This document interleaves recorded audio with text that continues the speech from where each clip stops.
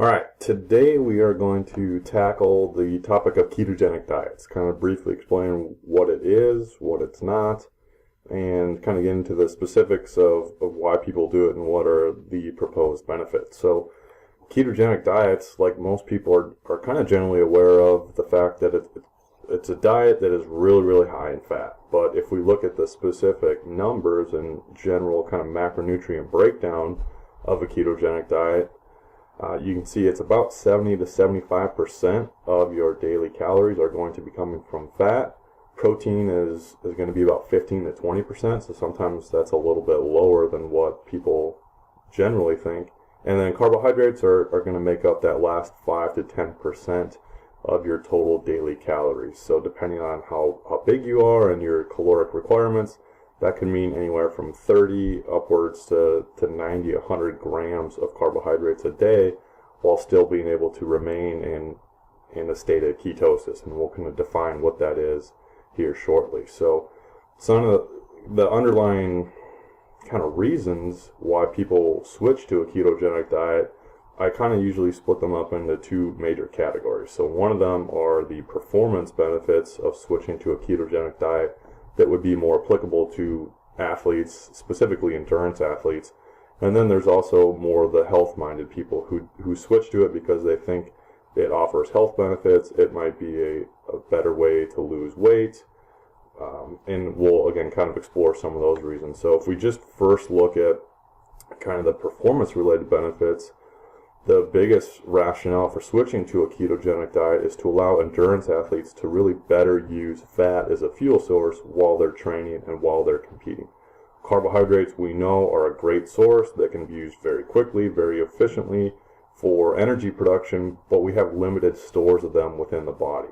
So we have about 2,000 calories worth of potential energy generally stored in the form of carbohydrates, and we store them as glycogen. But again, we can run out of those after a couple hours, which likely will happen during the course of something like a marathon. Whereas fat, we really have an unlimited potential fuel source just sitting there.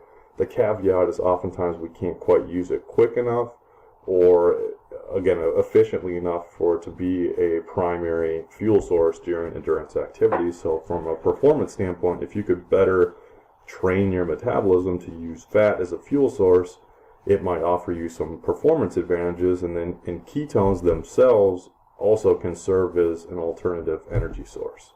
So again, if we kind of focus on some of the other related benefits and adaptations that we'll see when people switch to a keto diet and kind of become what we call keto-adapted, again, having an enhanced ability to burn fat is going to be potentially a performance benefit. Less oxidative stress, again, provides an alternative fuel source, particularly for the brain. So a lot of times people will feel more alert. A lot of times it helps people better manage carbohydrate tolerance. So people who are pre-diabetic, maybe switching to an extremely low carbohydrate diet helps improve glucose tolerance, insulin sensitivity.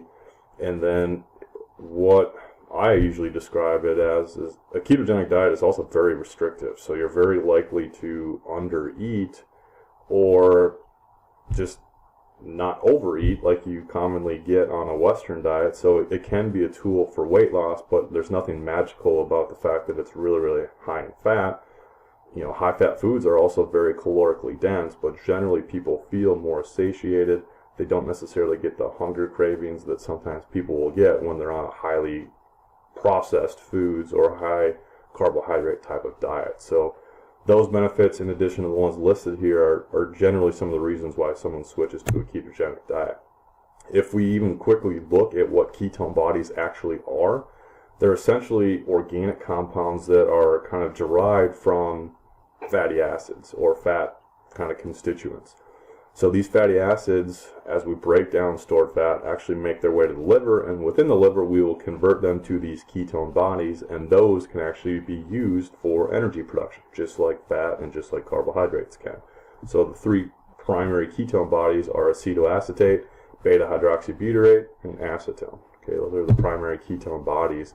And then we have a couple different kind of states of ketosis that usually kind of coincide with either states of fasting or this type of nutritional strategy, but we also see states of diabetic ketoacidosis that are more kind of life-threatening types of states of ketosis, and definitely aren't intentional by any means, and that's because in diabetics they have an inability to get glucose into the cell, so they're forced to enter this state of ketosis, and it can really cause a lot of problems within the body. So it's important to define that a nutritional state of ketosis is very much different than ketoacidosis or diabetic ketoacidosis, because again, they're very different, and we get to that point in very different ways.